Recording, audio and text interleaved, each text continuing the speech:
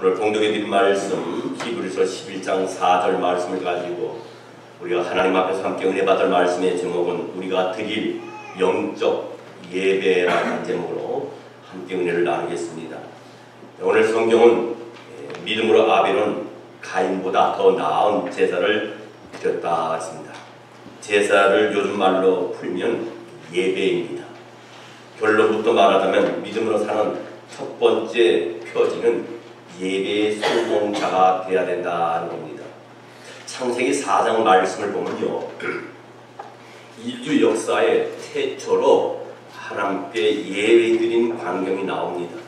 창세기 4장 1절로 7절 말씀을 보면 아담이 그의 아내 하와와 동침하며 하와가 임신하여 가인을 낳고 이르되 내가 여호와의 말로 말미암아 등남하였다 하니라. 그가 또 가인의 아우 아벨을 낳았는데 아벨은 양치는 자였고 가인은 농사하는 자였더라. 세월이 지난 후에 가인은 땅의 소산으로 제물을 삼아 여호와께 드렸고 아벨은 자기도 양의 첫 새끼와 그 기름으로 드렸더니 여호와께서 아벨과 그의 제물을 받으셨으나 가인과 그의 제물을 받지 아니하신지라. 가인이 몹시 분하여 안색이 변하니 여호와께서 가인에게 이르시되 너가 분하여 함은 어찌 됨이며 안색이 변함은 어찌 됨이냐. 너가 선을 행하면 어찌 낯을 들지 못하겠느냐. 선을 행하지 아니하면 죄가 문에 엎드려 있느니라. 죄가 너를 원하나 너는 죄를 다스릴지니라 했습니다. 이런 중요한 예배의 역사의 한 현장이라 이렇게 볼 수 있습니다. 먼저 이 아벨은 제사는 어떤 제사였고 가인의 제사는 어떤 제사였습니까?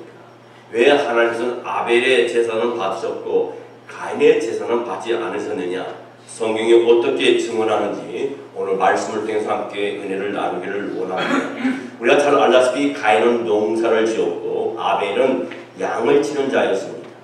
어느 날 두 사람이 하나님 앞에 제사를 드렸습니다. 예배를 드렸습니다. 당연히 가인은 농산물로 제사를 드렸고 아벨은 양으로 제사를 드렸습니다. 근데 이 가인의 제사는 하나님께 거절되었고 아벨의 제사는 하나님께 기뻐 받으셨다는 겁니다. 그렇다면 어떤 사람이 그런 얘기합니다. 동물의 피를 흘려 희생적인 제사를 드려야 하는데 가인이 피 흘리는 희생을 없는 제사를 드렸기 때문에 하나님께 받지 않으셨다고 하고 아벨은 피 흘리는 제사를 드렸기 때문에 하나님께 그 제사를 받으시고 기뻐하셨다 하십니다. 성경 어디에도 그와 같은 말은 없습니다.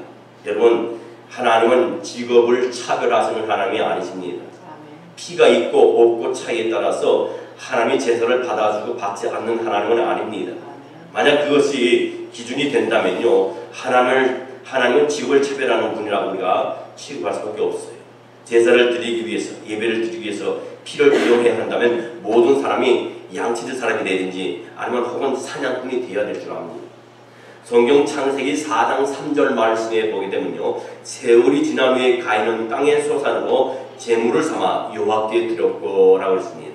이 짧은 구절에서 우리가 놓쳐서는 안 될 문구는 뭡니까? 세월이 지난 후에라는 말씀입니다. 이 세월이 지난 후에는 번역한 한글 성경을 보면 막연히 어느 정도 시간이 흐르느라는 뉘앙스를 갖게 합니다. 그다음 원문에 보면 히브리서 성경 원문에 보면은 특정 절기, 다시 말하면 수학기가 끝난 후라고 명확히 기록되어 있습니다. 이것은 들판에서 양치는 일이 끝나고 가을 거지가 끝난 후라는 뜻입니다. 그러므로 막연히 기간이 흐른 후가 아니라 길게 와서 1년이 넘지 않은 기간을 말합니다. 농사의 절기나 양치는 절기가 지난 후에라는 뜻입니다. 이 세월이 지난 후에가 이런 뜻이라면 이 제사가 희생 제사가 아니라는 것은 분명합니다. 이 제사는 감사 제사입니다. 감사 예배입니다. 속건제나 번제라든가 시행물을 짐승을 잡아서 규칙대로 드리는 제사는 모세 시대 이후에 있었지 가인과 아벨 시대에는 그런 규칙이 없었습니다. 그때의 제사는 대한 규례가 없었어요. 그렇기 때문에 이 제사는 수학의 한 절기 혹은 목축의 한 절기가 지난 후에 드려야 하고 반드시 감사제로 드렸습니다. 그러면 하나님께서 가인의 제사를 거절하시고 아벨의 제사를 기쁘게 받아주신 이유는 제물이나 그 자체에 있는 게 아니라 제물을 드리는 태도에 있다는 결론을 우리가 내릴 수 있습니다. 성경은 가인과 아벨 두 사람이 예배드리는 태도를 의도적으로 구분했습니다. 3절 말씀에 보면 가인은 땅의 소산으로 제물을 삼아 여호와께 드렸고라고 했거든요. 이 3절 말씀을 세밀하게 보지 않으면 가인과 아벨의 차이를 우리가 볼 수 없습니다. 하지만 3절과 4절을 비교하면 예물을 드리는 이 가인과 아벨의 태도가 확연하게 다른 것을 보게 됩니다. 4절에 보면 아벨은 양의 첫 새끼를 드렸다 했어요. 첫 새끼는 무엇을 의미합니까? 성경 전체를 볼 때 첫 새끼는 하나님의 것으로 구별되었다는 겁니다. 즉 첫 새끼는 만물이 하나님의 것임을 압축해서 나타내는 상징인 것이다 하는 거예요. 따라서 첫 새끼를 드렸다는 것은 일상 속에서 하나님을 향한 아벨의 고백과 행위고 그리고 태도로 엿볼 수 있는 척도라 이렇게 볼 수 있습니다. 여러분, 그러므로 아벨의 예배는 단순히 형식을 갖춘 제사 예배가 아니라 그의 삶, 다시 말해 그의 존재를 행동 양식을 전체로 들게 되었다는 것을 우리가 보게 됩니다. 우리는 그런 말을 합니다. 종종 하나를 보면 여를 알 수 있어 라고 말합니다. 어떤 하나의 행위의 가치 때문에 그것을 통해 그 사람의 생활을 엿볼 수 있다는 말입니다. 또 그런 말 합니다. 친구를 보면 그를 알 수 있다는 말합니다. 어떤 친구가 있느냐에 따라서 그의 삶이 어떤지 그의 라이프가 어떤지 알 수 있다는 겁니다. 우리는 그런 말이에요. 안 봐도 비디오다 라는 말합니다. 이미 스토리를 다 깨고 있다는 겁니다. 아벨의 예배 태도는요, 이 사람의 삶 자체가 비디오를 본 것처럼 다 드러났다는 겁니다. 직접 보지 않아도 아벨의 태도를 본 듯이 알 수 있습니다. 우리가 여러분 하나님 앞에 예배 드려 나올 때 어떤 자세로 나옵니까? 하나님을 만나는 자세로 나옵니다. 담임 목사를 만나기 위해서 온 것이 아니고 교회 어느 장로님이나 권사님이나 집사님이나 어느 교우를 만나기 위해서, 아니 우리 구역에 속해 있는 구역원들을 만나기 위해서 예배당에 나오는 건 아닙니다. 우리는 첫째 목적은 하나님을 만나기 위해서 나옵니다. 할렐루야. 여러분, 하나님은 어떤 분이십니까? 창조주십니다. 아멘. 저와 여러분을 사랑하시는 분이시고 구원하시는 분이십니다. 세상에 어떤 10개 대통령 중에서라도 위대한 대통령이 할지라도 그 대통령을 만나러 갈 때는 가장 좋은 옷을 찾아서 입고 갑니다. 그것이 없다면 돈을 누구한테 꿔서라도 아니면 세탁소에 가서 잠깐 남의 옷을 빌려서라도 최고의 옷을 입고 좋은 옷을 입고 대통령을 만나러 갑니다. 그것이 윗사람을 만나는 사람의 자세입니다. 우리가 하나님 앞에 나올 때도 예배도 마찬가지입니다. 그냥 집에서 입던 거 그냥 아무렇게나 장보러 가고 마켓 가는 거 그런 형식의 옷을 입고 와서는 안 된다는 겁니다. 옛날에 제가 그런 말씀을 드렸잖아요. 어떤 교회에 예배 시간이 됐는데 어떤 젊은 처자가 예배당에 들어오는데 장로님이 교회 문 앞에서 주보를 나눠주는데 이 아가씨가 막 펄럭펄럭 뛰어오는데 보니까 완전히 반소매에다가 그 다음 배꼽이 다 드러나는 옷을 입고 들어오는 거예요. 그래서 장로님 보다가 한 예배를 드리러 오는데 어떻게 배꼽 티를 입고 배를 다 드러내고 오냐고, 그래서 어떻게 이렇게 옷을 입고 오냐 그랬더니 장로님이 싹 웃으면서 하나님은요 중심을 보지 않습니까? 웃기는 얘기 같지만 우리가 여기서 깨달아야 될 점이 있습니다. 우리가 하나님을 만나는 데 있어서 우리가 그냥 마켓 왔다 갔다 하고 집에서 입던 옷으로 와서는 그것이 하나님께 된 예배자의 자세가 절대로 아닙니다. 또 예배를 드릴 때 껌을 쩍쩍 씹는 자가 있습니다. 여러분, 우리가 한 달에 대통령을 만나서 좌담을 할 때 대통령 앞에서 껌을 쩍쩍 씹을 수 있겠습니까? 옛날에 저희가 교회를 개척해갖고 교회를 개척하고 그다음 남의 교회에서 예배를 드리다가 교회를 이제 건축해갖고 왔을 때 의자가 살 돈이 재정이 부족했어요. 그래서 여기서 한 13, 14시간 거리에 가가지고 큰 유골을 빌려서 두 번이나 왔다 갔다 하면서 의자를 가져왔습니다. 그 의자는 20-30년 그 미국 교회에서 쓰던 의자예요. 그 의자를 갖고 오는 도중에 놀란 건 뭐냐면요, 그 의자에 얼마나 껌이 많았던지, 예배를 나와서 예배를 껌을 찢다가 옆에다 붙여놓기도 하고 또 밑에다 붙여놔가지고요, 그걸 떼내라고요 얼마나 애를 먹었는지 모릅니다. 정작 와서 20-30년 그 의자를 썼으니 그 껌이 얼마나 많았겠습니까? 제 기억이 정확치 않지만 한 150개, 60개는 그걸 띄었을 것 같아요. 하나님 앞에 예배 드릴 때 껌을 씹으면서 예배 드리는 거 아닙니다. 심지어는 어떤 사람은요, 예배를 드릴 때 핸드폰을 만듭니다. 천만 다행인 것은 우리 라운드할교회는 한 번도 그런 분이 없고, 예배 시간에 껌 씹는 분이 한 번도 없어서 얼마나 제가 다행인지 모릅니다. 하나님이 참 기뻐하실 겁니다. 제가 지난번에 로스앤젤레스에 가서 설교를 4번을 했는데, 한 곳에 가서 3번 하는 곳에서 어떤 분을 봤습니다. 그분은 박사입니다. 여자분인데, 그리고 상당한 재력이 있습니다. 예배를 드리는데 이쪽에 앉았어요. 다른 분은 다 집중을 합니다. 그리고 말씀이 떨어질 때마다 아멘, 아멘 합니다. 그분은 앞에 시선을 두지 않아요. 밑에를 시선을 줘요. 보니까 뭔가 하고 있어요. 핸드폰을 하고. 그 다음 수요 예배에 그분이 그 교회를 나오는데, 신학교에서 그런 일이 있었는데, 그분이 그 교회를 어느 수요 예배에 내가 설교하는 데 나오는데, 역시 제일 앞에 앉았는데 앞에 시선을 두지 않습니다. 한 300-400명 모인 데서 제가 설교를 하고 있는데, 수요 예배 때 여전히 거기를 듣지 않아요. 여전히 이걸 하고 있는 거예요. 첫 번째 그리스도 제가 설교 시간에 얘기를 했습니다. 그 다음 또 수요 예배 때문에 그걸 하고 있기 때문에 제가 그냥 웃으면서 그랬어요. 뭐 밑에 중요한 게 있습니까? 돈이 있습니까? 아니면 신랑한테 받은 아주 좋은 보석이 있습니까? 뭐 밑에 그렇게 보습니까? 웃어 넘겼어요. 이걸 알아야 됩니다. 자기 혼자는 남이 안 보는 것 같고 조용하게 하는 것 같지만, 그걸 뒤에서 볼 때 그들로 통해서 그 사람을 판단하는 죄를 지켜.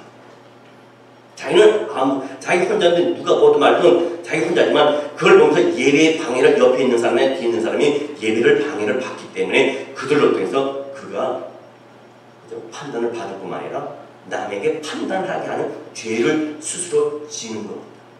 혼자 예배를 흐트리는 죄를 지지만 남까지 예배를 흐트리게 하는 죄. 예배 후에 제가 다른 분한테 물어봤어요.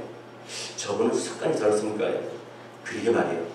온 교인들이요, 저 사람이 좀 박사하고 아주 재력도 듣느라는데, 담임 목사님이 설교를 해도, 그 교회가 2,000명이 넘는 교회인데도 담임 목사님 설교에도 꼭 그런데요. 그래서 교인들이 다 말을 못하고 늘 시험, 저를 하면 왜 교회 나와? 그렇게 늘 판단하고, 그것 때문에 예배에 상당히 방해를 받는다. 하나님은 영이시니 예배하는 자가 신령과 진정으로 예배할지니라 하셨어요. 어떤 건 나와서 기도를 대표해서 기도를 하는데, 남은 다 눈 감고 기도하는데 혼자 눈 뜨고 있는 사람이 있어요. 우리 라운드 교회 그런 교회가 없어. 교인이 없어. 얼마나 감사한지 모릅니다. 여러분, 우리가 하나님 앞에 나와서 헌금을 드립니다. 우리가 어른들이 계시고 부모님이 계시면 1년에 한 번이든지 1년에 2번이든지 아니면 더 이상 찾아가서 자식된 노릇으로 부모에게 용돈을 드립니다. 그 용돈을 드릴 때 부모님 앞에 아이고 부모님 하고 어머님 아버님 와서 용돈 좀 드려야 되겠다. 밑에서 지갑 꺼내갖고 열어서 거기서 해왔는데 봉투 준비 없어. 아이고 오늘 봉투 준비 못했는데 오늘만 용서하세요. 다음부터는 준비하겠습니다. 이러고 드리는 것은 어른에 대한 예의가 아니죠. 어른에게 그 용돈을 드리려면요, 가장 은행에 가서 새 돈으로 받아가지고 봉투에 딱 넣어서 정중하게 드리는 것이, 그것이 어른을 공경하는 자의 자세고, 그걸 받는 부모도 기쁠 줄 압니다. 우리가 하나님 앞에 나와서 헌금하는 자세도 마찬가지입니다. 예배 설교가 끝난 후에 찬송으로서 헌금하십시다. 그때서야 지갑을 열어가지고 헌금하려고 하다 보니까 잔돈이 없고 너무 큰 돈만 있어. 그래서 가방 다시 열어서 체크를 해요. 그때서 써서 내는 것, 그것이 예배 자세가 아닙니다. 예배 자세가 아니에요. 헌금 뭡니까? 먼저 주일날 예배를 드리고 월요일부터 그 예배를 준비하는 겁니다. 마음을 준비하고 몸을 준비하고 하나님께 드릴 헌금을 준비하는 거예요. 그래서 가장 빳빳하고 가장 좋은 거를 그게 없으면 은행에서 바꿔서까지 해서 하나님께 드리는 것이 그게 예배의 자세지. 교회 와서 예배를 드릴 때 그때서 지갑 열고 체크를 쓰고 아니면 헌금을 봉투를 열어가지고 캐시는 얼마를 해갖고 큰 돈 작은 돈 그걸 비교하면서 생각하면서 그게 드리신 그 예물이 하나님께 드리신 진정한 예물이 아니라는 거예요. 미리 집에서 기도하면서 일주일 전이든지 아니면 하다못해 하루 전이든지 정 바빴으면 주일날 오기 전에 체크를 쓰든지 캐시로 준비를 해서 예배 시간 드리는 것이 그것이 진정히 하나님께 드리는 예배라는 거예요. 헌금이라는 거예요. 여러분 아벨을 알 수 있는 표본은 첫 새끼뿐만 아닙니다. 그 기름으로 드렸더라 하십니다. 히브리어로 기름으로 드렸다는 것은 최상품, 최고의 좋은 것으로 드렸다는 겁니다. 이것은 아벨이 하나님을 향한 고백을 일상으로 중심으로 여기며 살았다는 증거인 뿐이십니다. 이제 가인은 아벨과 비교해 보겠습니다. 이 세월이 지나면 가인은 땅의 소산으로 제물을 삼아 여호와께 드렸다고 했습니다. 가인은 제사의 형식을 갖췄어요. 하지만 여기는 아벨과 다른 점이 있습니다. 창세기 4장 5절 말씀에 보면 가인과 그의 제물을 받지 아니하신지라 이랬어요. 가인과 그의 제물을 받지 아니하신지라. 가인이 몹시 분하여 안색이 변하니 이랬습니다.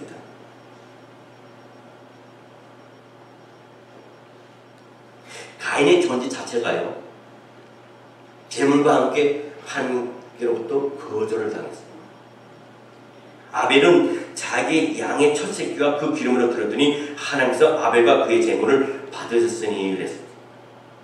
아벨의 경우에는 어떻습니까? 하나님께서 아벨의 존재 자체를 기뻐하셨다. 이 존재 자체는 뭡니까? 그의 삶의 라이프입니다.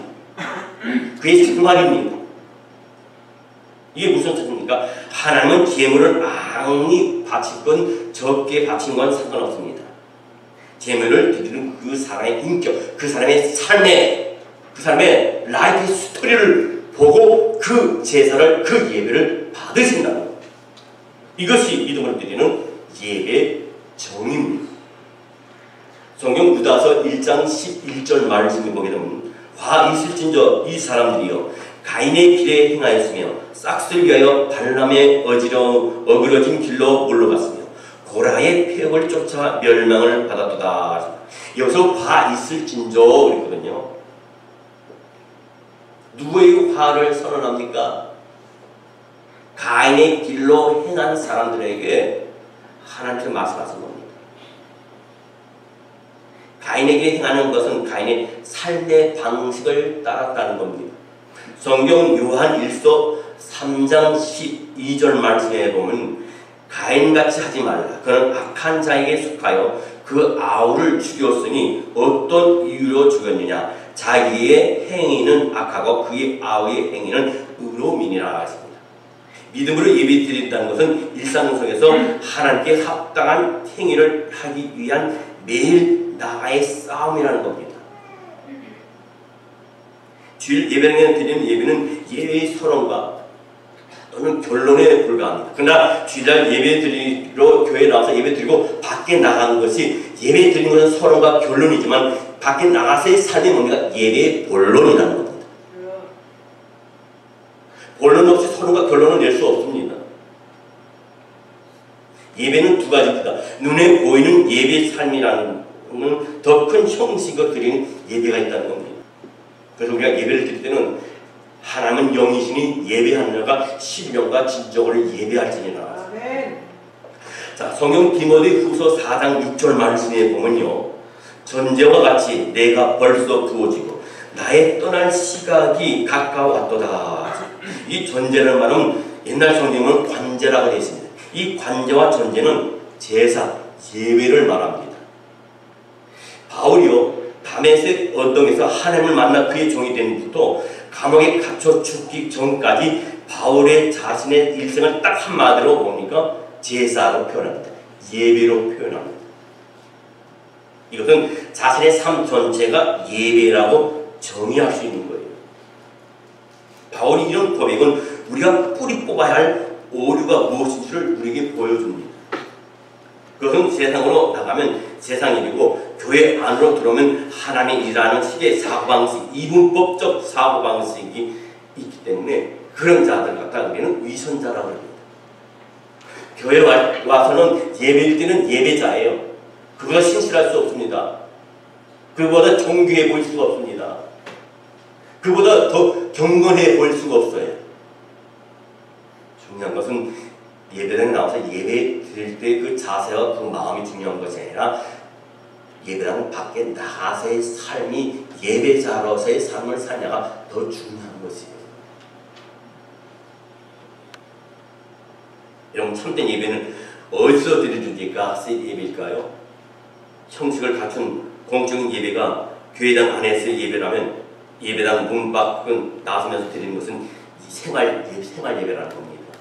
로마서 12장 1절 말씀에 보면요. 그러므로 형제들아 내가 하나님의 모든 자비하심으로 너희를 권하노니 너희 몸을 하나님 기뻐하시는 거룩한 새 제물로 드리라. 이는 너희가 드릴 영적 예배이다. 우리가 드릴 예배는 영적인 예배입니다. 이 영적 예배는 우리의 몸을 드리는 예배입니다. 가인은 몸으로 드리는 예배에서 실패를 했어요. 여러분 세상에서 가장 먼 여행이 뭔지 압니까? 머리에서 가슴으로 오는 여행이에요. 그 다음에 먼 여행이 뭔지 압니까? 가슴에서 발까지 오는 여행이 가장 그 다음에 긴 여행입니다. 세상 사람들이요 예수 믿는 사람들에게 자주 쓰는 조롱의 말이 있습니다. 뭔지 압니까? 예수 믿는 사람 저 사람들은 말만 잘해요. 입만 살았어. 입만 천국 갈 거야. 우리가 말은 잘하는데 말씀대로 살지 않기 때문에 세상 사람들에게 그런 조롱을 듣는 거예요.